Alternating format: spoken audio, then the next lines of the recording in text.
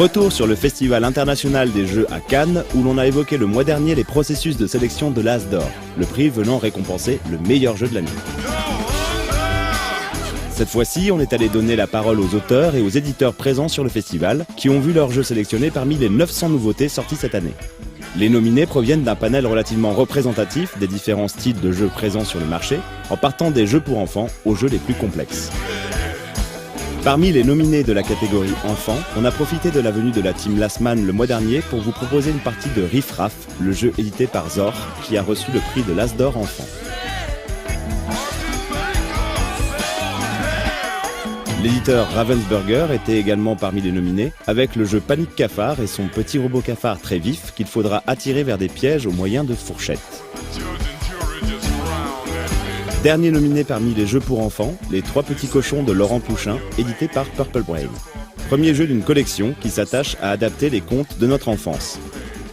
Donc les règles sont accessibles, on joue avec des dés, donc c'est sur une base de Yams, on va lancer les dés, ou comme King of Tokyo, peut-être que c'est un jeu qui est devenu populaire aujourd'hui. On va avoir des relances de dés, avec ces dés on va pouvoir acheter des morceaux de maison, on va construire nos maisons, et puis on va essayer de ne pas faire venir le loup, ou peut-être le faire venir pour souffler sur les maisons des autres, parce que ce qui amuse tout le monde, c'est justement de construire, mais aussi de détruire les maisons des adversaires. Place maintenant aux jeux d'ambiance, caractérisés par la simplicité de leurs règles ainsi que la brièveté de leurs parties. Parmi les nominés était présenté le jeu Crazy Time de Alex et sa guitare, édité par In Ludo Veritas. Le but du jeu est de se débarrasser de toutes ces cartes qui représentent les heures qui passent. Seulement, le temps a ses lois, et celles-ci changent au fur et à mesure de la partie. Un jeu de cartes avec du fun et de la déduction dedans. Il y avait également Mascarade de Bruno Feduti, édité par Repos Prod. Un jeu de cartes, de rôle et de bluff qui a déjà bénéficié d'un reportage dans son 1%. On reste chez Repos Prod avec Concept de Alain Rivollet et Gaëtan Bojano, grand gagnant de l'As d'or. Le jeu propose de faire deviner des mots avec des icônes représentant des concepts.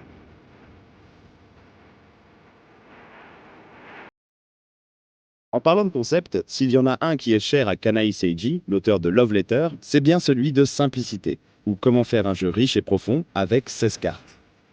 Guillaume Gigleux, chargé de communication chez Philosophia, a pu nous en apprendre un peu plus sur ce jeu en provenance du Japon. L'auteur est parti donc sur un petit défi, réussir à faire un jeu simple d'accès avec 16 cartes. Les cartes ont été illustrées au départ dans un style très particulier, très estampe japonaise. Ensuite, le jeu a été repris par AEG, qui est une maison d'édition américaine.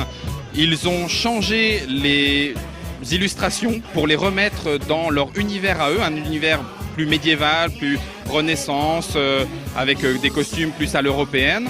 Et ces costumes, cet univers-là, a ensuite été repris après l'éditeur américain par la maison d'édition française Philosophia, et donc arrive avec ces illustrations pour notre plus grand bonheur. Après, les mécanismes, du coup, c'est un jeu où on va avoir, sur les 16 cartes, ce ne sont que des personnages, il y en a 8 différents.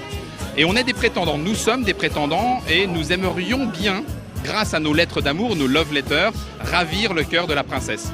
La princesse, qui est présente parmi les personnages, justement, va recevoir cette lettre, mais peut-être pas en main propre. Donc nous allons passer par les différents personnages de la cour, et on va donc essayer de choisir au mieux notre personnage.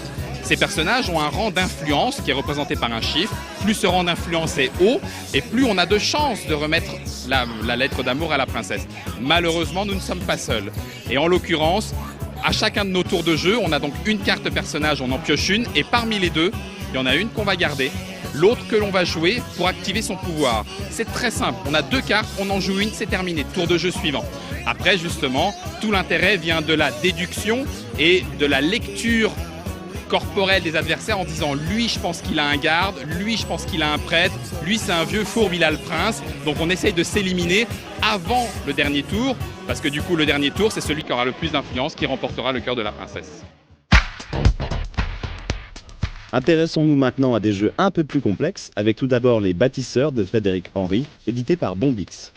un jeu de stratégie accessible basé sur de la pose d'ouvriers, où les cubes en bois sont remplacés par des cartes.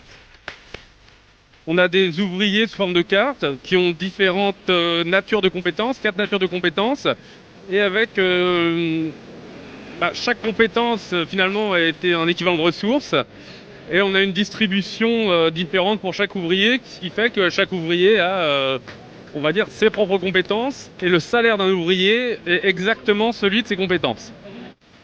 Et là, il s'agit d'appareiller à chaque fois les besoins en ressources d'un bâtiment avec ce que c'est faire un ouvrier, et de chercher à optimiser ses coûts avec un petit système de placement qui fait que plus on place rapidement, donc dans les mêmes tours, un nombre d'ouvriers important, plus le coût de chaque ouvrier à la marge devient élevé. Donc il va falloir réussir à faire de la façon la plus intelligente possible les appariements entre les compétences des ouvriers dont on dispose, de sa team qu'on va former peu à peu, les besoins de chaque bâtiment, mais aussi la gestion de son argent, parce que lorsqu'on envoie travailler un ouvrier, évidemment, on le paie. Et sauf qu'on fait de l'avance de trésorerie qui ne nous est remboursée avec une plus-value que lorsque le bâtiment est terminé. Donc on va jouer là-dessus sur en gros 2 types de ressources, une ressource monétaire et une ressource qui se décline en 4 compétences qui sont voilà, des ressources plus classiques, on va dire, dans le monde du jeu de société. Comme dit le proverbe, après la gestion, la baston. On va faire un tour du côté de chez Ankama avec Crossmaster Arena, où Moumou va nous parler de ce jeu de figurines à collectionner. Donc c'est l'univers d'Ankama qui s'est nommé Crossmos il y a quelques temps, qui regroupe en fait tous les univers d'Ankama. Aussi bien l'univers de Dofus que de Wakfu, et d'autres univers dans lesquels on va retrouver les mêmes classes de personnages. Tout ça c'est le Crossmos. Nous, Crossmaster Arena, on l'a développé, enfin toute la gamme Crossmaster, on l'a développé dans un endroit qui s'appelle l'Ormonde. C'est un endroit où il n'y a pas d'espace, pas de temps. Les démons les plus chiants ont été bannis là-bas, parce qu'ils faisaient vraiment trop le souk. Donc là-bas, ils s'ennuient. Et de cet ennui est née cette envie de s'amuser, parce qu'ils vraiment ils n'ont rien à faire. Donc ils ont trouvé le moyen d'ouvrir des failles spatio-temporelles. Ils chopent des bouts du monde, ils chopent des guerriers, ils les envoient sur les arènes et ils les regardent se battre. Et ça les éclate beaucoup. C'est tiré directement de la mécanique de base des jeux vidéo. C'est-à-dire qu'en ligne, quand tu joues à Dofus ou à Wakfu, tous les personnages ils ont des points de mouvement, des points d'action et des points de vie. C'est sur cette base de 3 caractéristiques que nous on a développé toute la gamme Crossmaster pour être cohérent avec l'univers. Donc on utilise les points de mouvement exactement de la même manière, les points d'action aussi. Les points de vie, il a fallu réduire l'échelle, parce que dans les jeux en ligne tu vas jusqu'à 2000 points de vie, 3000 points de vie, donc on compte pas jusqu'à 1000, on compte jusqu'à 10, 20. C'est la différence principale au niveau de l'échelle. Et après, dans la mécanique, c'est pareil, tu peux toujours alterner tes PM et tes PA, donc tu peux te déplacer un peu, attaquer, reculer pour te cacher. Dans les jeux en ligne, tu joues un personnage qui n'y a pas de fin. Tu le joues, tu le rejoues, tu fais des nouveaux donjons, des nouvelles quêtes, des nouvelles aventures. Nous, il fallait un endgame, donc dans un jeu de combat, c'est pas le wipe-out total, il faut juste gagner suffisamment de points de victoire pour gagner la partie. Les points de victoire, on les appelle les GG. Donc au début de la partie, tu en as 6, et quand tu mets KO des personnages adverses, tu vas piquer des GG à l'adversaire, et quand l'adversaire n'a plus de GG, tu as gagné la partie. Dans un genre complètement différent, Augustus de Paolo Mori, édité par Hurricane, est un jeu de loto avec à la clé la possibilité de devenir consul dans la Rome antique. En lieu et place du ticket de loto à remplir, on devra choisir des cartes objectifs, puis ce sera au joueur d'énoncer les jetons de mobilisation piochés au hasard.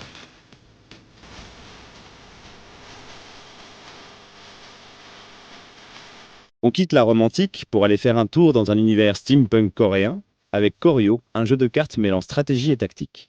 Emmanuel Beltrando, fondateur de Moonster Game, présente ici ce jeu à l'univers si original. Choreo, c'est le nom d'une dynastie qui a commencé au XVe siècle. Et on a voulu prendre cette dynastie-là pour avoir un nom qui sonnait bien. Et on l'a tourné un petit peu steampunk. Donc on se retrouve avec des politiciens, parce que c'est un jeu politique, où on se retrouve avec des familles de politiciens un petit peu ambiance steampunk. Et c'est un jeu de majorité, c'est-à-dire qu'à chaque tour, les joueurs vont jouer des cartes qui représentent des familles. Et ces cartes-là, lorsqu'on a la majorité de cette famille-là en jeu, elles donnent un pouvoir. Et ce pouvoir va permettre d'accroître son influence dans le jeu, avec des points de victoire, en piochant plus de cartes, etc. Et à la fin de la partie, on va regarder chez chaque joueur quel joueur a le plus de cartes de chaque famille. Et chaque famille, en plus de leur pouvoir, rapporte des points de victoire à la fin. On retourne voir Guillaume de chez Philosophia qui va nous parler d'un autre nominé à l'As d'Or, Mice and Mystics, un jeu coopératif assez proche du jeu de rôle. Mice and Mystics, directement, son auteur a touché les cœurs des joueurs. Pourquoi? Parce qu'il réussit à amener une ambiance presque jeu de rôle, assez rôliste, dans un univers médiéval fantastique où les humains, les héros du jeu sont transformés en souris, et du coup tout le monde pense automatiquement à Cap Rouge, les mini-pousses, la légende de la garde, c'est-à-dire tous ces univers où les héros sont petits et vraiment en sous-dimension par rapport à l'univers qui les entoure, et malgré tout, ils arrivent à faire des choses héroïques. Chaque joueur va avoir une carte personnage, un des héros transformé en souris. Des cartes éléments de plateau sont mis en place en fonction du scénario, qui sont des éléments des pièces du château, surdimensionnés par rapport à la taille des souris. Donc voilà, le balai, c'est quasiment une échelle pour pouvoir monter sur la table de la cuisine. Les boutons, ça fait de très bons boucliers. Donc il y a des cartes équipements. Les scénarios décrivent ce qui se passe dans chacune des pièces. Et un des éléments supplémentaires particuliers, c'est que le jeu, bien qu'étant en 2 dimensions, est un jeu en 3 dimensions. C'est-à-dire que chaque plateau est double face. Sur le devant, c'est, on va dire, la cuisine. Le dessous de la cuisine, quand on passe par le trou de la souris qui est juste derrière la réserve de biscuits, c'est justement l'autre côté du plateau. Donc en fait, on passe dessous, on va aller passer un peu plus loin dans les égouts, on va remonter dans la salle des gardes, parce qu'on ne pouvait pas passer de toute façon de l'un à l'autre autrement. Donc c'est un jeu qui va être en 3D. Après, les joueurs habitués à ce genre de jeu vont reconnaître des choses assez classiques. On lance le dé pour savoir si on réussit son attaque, on lance le dé pour savoir si on réussit sa dépense. On peut fouiller, donc trouver des équipements divers et variés. Il y a de la magie, il y a les adversaires. Ah oui, alors c'est un jeu coopératif. Deuxième élément important du jeu, j'allais l'oublier, ça veut dire que les adversaires sont gérés par des espèces de matrices d'attitude, de comportement et de mouvement. Donc on joue vraiment ensemble contre le jeu. Passons désormais aux jeux les plus costauds de la sélection des membres du jury, avec Lewis & Clark de Cédric Chaboussi, accompagné par Cécile Lefebvre, éditrice chez les Ludonautes. Ils vont nous parler de ce jeu de gestion qui propose de revivre la première expédition à avoir traversé les États-Unis. Notre ancien empereur Napoléon avait besoin de sous en fait pour se battre contre les Anglais, hein, comme d'habitude. Et il a vendu. La Louisiane était une possession française. C'était un immense territoire. Il a vendu ça à Thomas Jefferson, président américain. L'Amérique était uniquement sur la côte est des États-Unis. Et ils ont fait une bonne affaire parce que pour 15 millions de dollars, même si c'était une grosse somme à l'époque, ils ont récupéré un territoire immense. Et c'est ce qui a été une des étapes de l'extension des États-Unis d'est en ouest jusqu'à la côte Pacifique.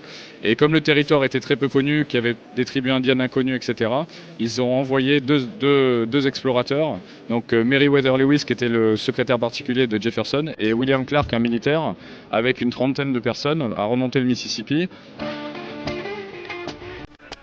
L'objectif sera donc d'arriver premier lors de cette course le long du Mississippi, tout en gérant avec attention ses ressources. Un jeu avec du handbuilding et de la peau d'ouvrier qui sont ici représentés par des Indiens. Un jeu exigeant, tout comme Bruxelles 1893 de Étienne Espreman, édité par Pearl Games, qui remporte cette année le Grand Prix de l'As d'Or, réservé aux jeux les plus complexes. Mais qu'est-ce qui a bien pu se passer en 1893 ? À cette époque, Victor Horta a créé le premier bâtiment considéré comme Art Nouveau au monde, et j'ai voulu mettre ce fait à l'honneur. Donc c'est un jeu de pose ouvrier classique, mais où chaque pose d'ouvrier induit vraiment un choix crucial, c'est-à-dire que chaque pose va impliquer plusieurs paramètres importants pour la suite du jeu. Ça va amener différents bonus en fonction de l'action que vous faites ou de la place où vous mettez votre meeple. Alors il y a aussi des cartes personnages qui représentent d'illustres bruxellois de l'époque, qui vont pouvoir vous aider à améliorer votre jeu. Et de fil en aiguille, sur les 5 manches, vous allez donc essayer de construire un maximum de maisons Art Nouveau, en récoltant d'abord les matériaux pour ce faire. Voilà pour les nominés de ce Grand Cru Cannes 2014. On vous donne rendez-vous l'année prochaine pour la prochaine sélection de l'As d'Or.